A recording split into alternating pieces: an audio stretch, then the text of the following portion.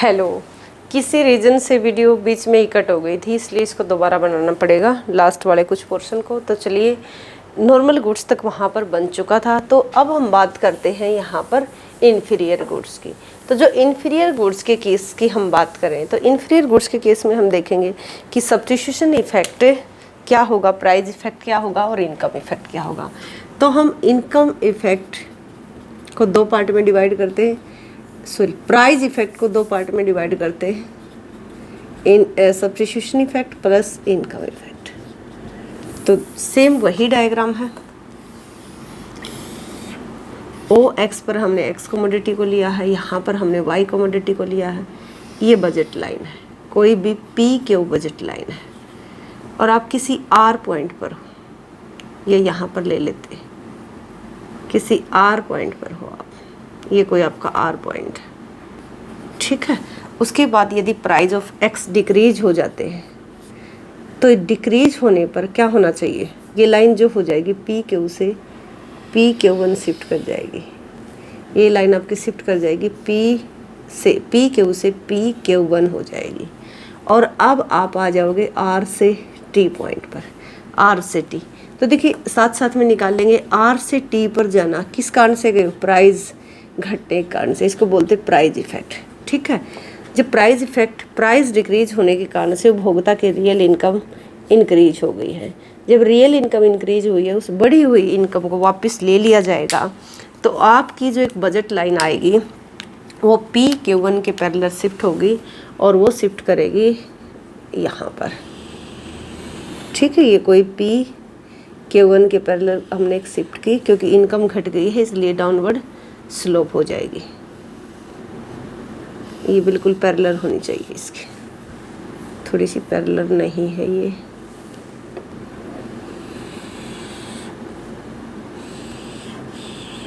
ठीक है। ये इसके पैरेलल शिफ्ट कर जाएगी। तो अब आप आर से, ये आर था, आर से टी पर गए, अब टी से आप आ जाते हो एस पर, ठीक है। ये एस पॉइंट है। या तो आप इस इंडिफरेंस करोगे जैसे पहले मिलाते थे वैसे मिला लो, नहीं मिलाओगे तब भी कोई बात नहीं है। या तो यहाँ पर ऐसे बना लो कि एक इंडिफरेंस करो पर यहाँ पर चले गए थे ऐसी वन, और ये इंडिफरेंस करो, इन दोनों को मिलाकर हो जाएगा, कोई फ़र्क नहीं पड़ता, ना भी मिलाओगे तो, ठीक है। तो अब देख लेते हैं, एक ले लेते हैं यहाँ पर, ये कोई पी पॉइंट है, ये कोई एच पॉइंट है, और ये कोई एन पॉइंट, ठीक है। तब देखिए आर से टी आपका क्या है, प्राइस इफेक्ट है। ये क्या है, प्राइस इफेक्ट है। आर से टी पर जाना क्या कहलाएगा, प्राइस इफेक्ट। ये आपका प्राइस इफेक्ट है। टी से एस या आना क्या कहलाएगा, इनकम इफेक्ट। ये आपका इनकम इफेक्ट है, ये आपका इनकम इफेक्ट है। सब्स्टिट्यूशन क्या है, आर से एस, तो ये आपका पूरा का पूरा सब्स्टिट्यूशन इफेक्ट है। तो यहाँ पर निकल कर क्या आया, ये चीज़ निकल कर आई कि जब इन्फीरियर गुड्स होती है, इन्फीरियर गुड्स जहाँ पर लॉ ऑफ डिमांड अप्लाई होता है, law of demand apply, law of demand apply होने का क्या मतलब है कि डिमांड करो डाउनवर्ड स्लोप होगा, कि प्राइस बढ़ेंगे तो डिमांड घटेगी और प्राइस घटेंगे तो डिमांड बढ़ेगी, ठीक है। तो ये वाला जहाँ पर, तो देखिए जब प्राइस घटे थे पी क्यू से, जो लाइन पी क्यू वन हुई, बाद में ये एम एन जो है शिफ्ट करके हुई, तो पी क्यू से पी क्यू वन हुई, तो डिमांड पहले हम इसकी इतनी करते थे, फिर हमने इतनी की, तो ये लॉ ऑफ डिमांड तो यहाँ पर अप्लाई है।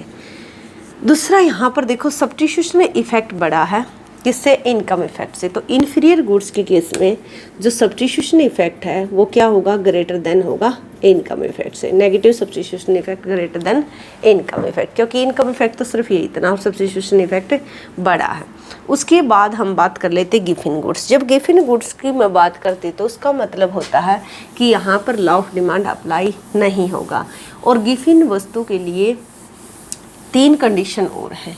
जो 3 कंडीशन है वो मैं साथ के एक बता देती हूँ आपको, कि गिफिन गुड्स के केस में होता क्या है कि जो कंज्यूमर होता है उस वस्तु के ऊपर अपनी इनकम का बहुत बड़ा पार्ट जो है वो खर्च कर रहा होता है, ठीक है ना। अपनी इनकम का बहुत बड़ा पार्ट खर्च कर रहा होता है, ठीक है। यहाँ पर आपका क्या निकल कर रहा है कि सब्स्टिट्यूशन इफेक्ट ग्रेटर देन, वहाँ पर आपका इनकम इफेक्ट स्ट्रोंगर होना चाहिए और जो सब्स्टिट्यूशन इफेक्ट है वो वीक होना चाहिए। बाकी अब निकाल कर देख लेंगे जिस तरीके से निकलेंगे, क्या निकल कर आएगा, वीक निकल कर आएगा, फिर स्ट्रॉन्ग निकल कर आएगा। ये हम बात कर रहे हैं गिफिन की, गिफिन गुड्स।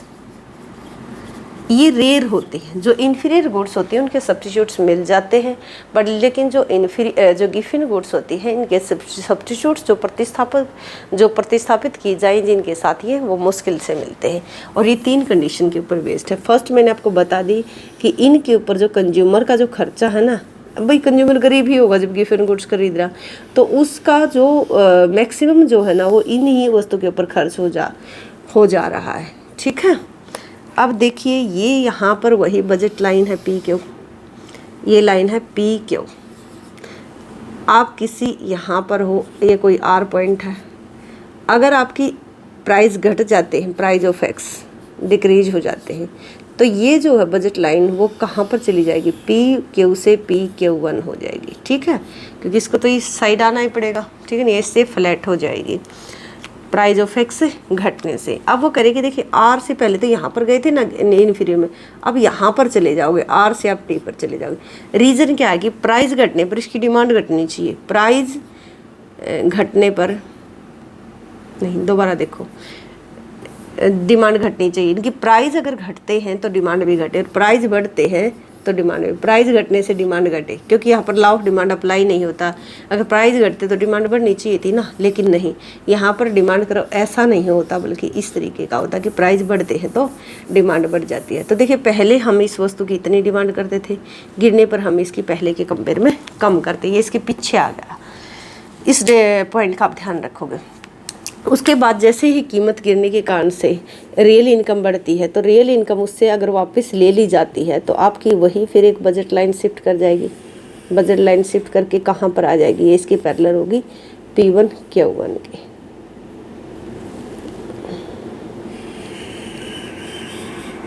ये इसकी पैरेलल हो जाएगी,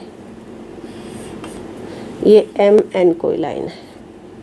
अब देखिए, आप R से पॉइंट पर आ जाते हो, आर पॉइंट से मान लेते कि यहाँ पर कोई एस पॉइंट, वही फिर इंडिफरेंस करो बनाओगे तो ये बन जाएगा कि ये बन जाएगा। मैं यहाँ पर बना नहीं रही, ये आपका कोई पी है, ठीक है, ये कोई एच है और ये कोई एन है। आप कोई भी अपनी मर्जी से नाम दे सकते हो। ये एफ है, ये पी है। अब देखिए टी से पहले आप कहाँ पर थे, आर पर थे, आर से टी पर गए, आर से टी पर जाना आपका प्राइस इफेक्ट कहलाता है। टी से एस पर आना यानी कि इनकम इफेक्ट कहलाता है। टी से एस पर आना इनकम इफेक्ट कहलाता है। आर से एस पर जाना यानी कि आर टू एस पर जाना, ये आपका सब्स्टिट्यूशन इफेक्ट कहलाता है। देखिए अब ये तो है आपका प्राइस इफेक्ट, ये बात है, ये आपका प्राइस इफेक्ट है, प्राइस इफेक्ट है। आर से एस पर जाना ये है आपका substitution effect, substitution effect. T से एस पर जाना ये पूरा आपका इनकम इफेक्ट है। तो यहाँ पर आप देख पा रहे हो कि इनकम इफेक्ट जो है ना वो ग्रेटर देन है किससे, सब्स्टिट्यूशन इफेक्ट से। सब्स्टिट्यूशन इफेक्ट ये है और इनकम इफेक्ट ये पूरा। तो ये ध्यान रखोगे, पहले वाला भी और इसको भी आप ध्यान रखोगे। दूसरी बात है यहाँ पर इनकम इफेक्ट क्या होगा, ग्रेटर देन सब्स्टिट्यूशन। और 3 बातें हो रही हैं कि कंडीशन ये है कि ये जब जो गिफिन गुड्स हैं वो गुड्स कहलाएंगे जहाँ पर कंज्यूमर का जो जितनी इनकम है उसका मैक्सिमम पार्ट इनके ऊपर खर्च हो रहा हो। सेकंड क्या है कि इसका इनकम इफेक्ट स्ट्रॉन्ग हो और सब्स्टिट्यूशन इफेक्ट उससे वीक हो या कमज़ोर हो। तो ये इस तरीके से आप इसको निकाल लोगे। अब उसके बाद देखिए आप अगर हम यहाँ पर बात करते हैं, ये तो हिग्स के थ्रू हमने दिखा दिया, अगर सेलेस्टिकी के थ्रू निकालते सेलेस्टिकी का तो निकालने की ज़रूरत नहीं, निकलेगा तो ऐसे ही। सिर्फ वो क्या था उसमें, इसमें डिफरेंस क्या था, इसमें तो उसी डिफरेंस के ऊपर रहते हो, उसमें हायर पर चले जाते हो क्योंकि वो उसी पॉइंट से कट करती है, उसकी जो बजट लाइन शिफ्ट करती है पहले वाले से। इसमें क्या होता है दूसरे पॉइंट से शिफ्ट करती है। बस आप इतना याद रखिए, अगर कभी पूछा जाए तो, वैसे पूछा नहीं गया है, ये हिग्स है, यहाँ पर ये सेलेस्टिकी है। सब्स्टिट्यूशन इफेक्ट अगर निकालोगे ना तो इसका कम निकलेगा और हिग्स सेलेस्टिकी का ज़्यादा निकलेगा। इनकम इफेक्ट इसका थोड़ा सा बड़ा रहेगा और इसका थोड़ा सा कम रहेगा। थोड़ा बड़े का छोटे का क्या होता है, जब एक डायग्राम में दिखाओगे ना दोनों के सब्स्टिट्यूशन और इनकम इफेक्ट को, तो किसी की लाइन थोड़ी सी बड़ी हो जाएगी, किसी की छोटी हो जाएगी, तो ये उसकी दोबारा बताएगा। दूसरा देखिए, इसमें एक पॉइंट और मैं आपको बता देती हूँ, इसकी एप्लीकेशन है, ठीक है ना, इंडिफरेंस करो की एप्लीकेशन है। एप्लीकेशन की मैंने यूट्यूब पर वीडियो अपलोड की हुई है, तो वो एप्लीकेशन वाली वीडियो वो देख लीजिए, तो वो आपके लिए सही रहेगा क्योंकि डिटेल में मैंने वहाँ पर एक्सप्लेन किया हुआ। अगर कोई फिर प्रॉब्लम आए तो मुझसे पूछ लीजिएगा। सिर्फ एक चीज़ को मैं यहाँ पर डिफाइन करती हूँ। एप्लीकेशन के अंदर आता है एक डायग्राम। अच्छा, एक और चीज़ रहती है, एक सेकेंड, मैंने आपको ये बता दिया ना कि एंजल कराओ और जो आपका सिंपल प्राइस कंजम्पशन कराओ, तो ये तो आपने देख लिया कि ICC हो गया, इनकम कंजम्पशन कराओ, एंजल कराओ गिवन गुड्स के केस में डाउनवर्ड स्लोप होगा। और जब ये इस तरीके का होता है ना, इस तरीके का बनेगा, तो यहाँ पर इनकम इलास्टिसिटी लेस देन 1 होती है इस तरीके के में, ठीक है। और अगर इस तरीके का होता है तो यहाँ पर ग्रेटर देन 1 होती है, ठीक। ये ध्यान रखिएगा, ये लग्जरी गुड्स का है, ये एक तरीके से जो नॉर्मल गुड्स होती है, ये आवश्यकता की जो वस्तु होती है उनके केस में होता है, जैसे मैं प्राइमरी और मैन्युफैक्चरिंग बताई थी। अब देखिए, जब इसकी एप्लीकेशन करते हैं ना तो इसके अंदर कई सारी चीज़ें आपको पढ़ने को मिलेंगी, वो मैंने वीडियो बनाई हुई है। सिर्फ एक बात मैं आपको बता देती हूँ कि यहाँ पर एक क्वेश्चन कई बार पूछा जाता है कि ये जो लेबर का सप्लाई कराओ बैकवर्ड बेंड होता है, तो इससे पर सब्स्टिट्यूशन इफेक्ट क्या होता है, ज़्यादा होता है कम होता है। तो इससे जब ये पॉजिटिव होता है लेबर का सप्लाई करो तो सब्स्टिट्यूशन इफेक्ट ज़्यादा होता है इनकम इफेक्ट से। जब ये बैकवर्ड बेंड कर जाता है तो इनकम इफेक्ट ग्रेटर देन हो जाता है सब्स्टिट्यूशन इफेक्ट से। रीज़न ये है, जब स्टार्टिंग में हमारी इनकम कम होती है ना, तो हम क्या करते हैं, अगर हमें काम मिले तो हम क्या करते हैं, आराम को छोड़कर काम करना पसंद करते हैं। तो इसलिए क्या होता, सब्स्टिट्यूट्स कर रहे होते हैं हम आराम को काम करेंगे, किसकी जगह, आराम की जगह। उसके बाद जैसे जैसे हमारी सैलरी बढ़ती जाएगी और एक पीक पर पहुंच जाएगी, अच्छी खासी अगर हमारी सैलरी आती है, उसके बाद अगर हमें कोई पार्ट टाइम जॉब मिलती है तो हम पार्ट टाइम जॉब को स्किप करेंगे, उसको नहीं करना चाहेंगे बल्कि आराम करना चाहेंगे, ठीक है। तो इसलिए इनकम इफेक्ट यहाँ पर ज़्यादा हो जाता है और यहाँ पर सब्स्टिट्यूशन इफेक्ट ज़्यादा रहता है। तो ये ध्यान रखोगे। आपसे पूछते हैं कि लेबर का सप्लाई करो, अगर पॉजिटिव होगा तो तब क्या होगा, नेगेटिव होगा तो तब क्या होगा।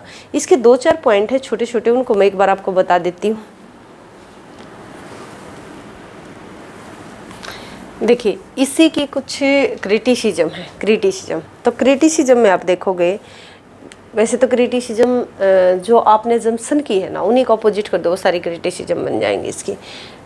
आप देखिए, लेकिन 2 ये बातें आप याद रखोगे कि नई बोतलों में पुरानी शराब या old wine in a new bottles, ये किसने बात की, रॉबर्टसन ने। और मध्य मार्गी हाउस या एक तरीके से मिड वे हाउस, ये बात किसने बोली, शुम्पेटर ने, ठीक है। तो ये ध्यान रखिएगा आप। और एक और चीज़ है, जो प्राइस कंजम्पशन करा आपने किया था ना, प्राइस कंजम्पशन कराओ, इस तरीके से जो प्राइस कंजम्पशन कराओ था, यहाँ से फिर ये ऐसे हो गया था, ठीक है। तो प्राइस कंजम्पशन कराओ, आपको ये क्या दिखाता है, जो प्राइस कंजम्पशन कराओ है इस तरीके का,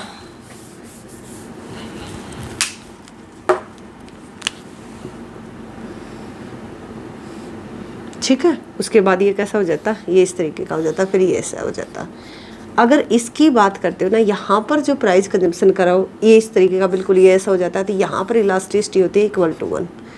जब ये इस एरिया की बात करते तो इसका मतलब होता है यहाँ पर होती है ग्रेटर देन 1, और जब ये पॉजिटिव होता है तो इसका मतलब होती है लेस देन 1, ठीक है। तो ये भी ध्यान रखिएगा। अब आपका ये टॉपिक हो गया कंप्लीट। तो इसलिए जो मैंने आपको बुक बताई है उस बुक को ले लीजिएगा, उस बुक्स में से पढ़ लीजिएगा, या आपके पास कोई भी अगर बुक है माइक्रो की तो आप उसमें से इंडिफरेंस करो को अच्छे से तैयार कर लीजिएगा, और ये सारे नोट्स आप प्रिपेयर कर लीजिएगा। उसके बाद हम करेंगे रिबिल्ड प्रेफरेंस थ्योरी या फिर जो कंज्यूमर सरप्लस है। वैसे कंज्यूमर सरप्लस मार्शल का तो मैंने पहले ही करवा दिया था, लेकिन एक साथ दोनों का करवाऊँगी कि मार्शल के और हिक्स में क्या डिफरेंस है, ठीक है। Thank you.